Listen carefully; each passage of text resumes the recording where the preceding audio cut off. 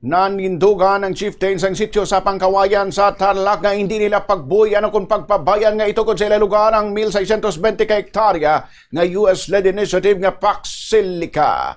Suno kay Petroniza Capriza Munoz, wala sila sang plano nga bayaan lang ang gintukod nila nga simbahan kagamuman ng burial grounds ang ilang nga mga katigulangan.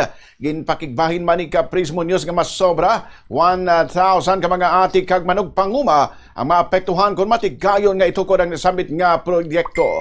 Manumduman nga isang Pax Silica sa ringin highlights ng State of the Nation address ni President Ferdinand Marcos Jr. sa Hulyo 27 kung sa din madamo ni isang nabaton nga negatibo nga mga komento bangod sa napahayag marain nga mga epekto sini sa mga tumando kag sa Dunang Mangad. Nag-usap po kami ng isang pinakamataas ng BCDA, gusto nila ilipat kami po sa Sitio Binyayan.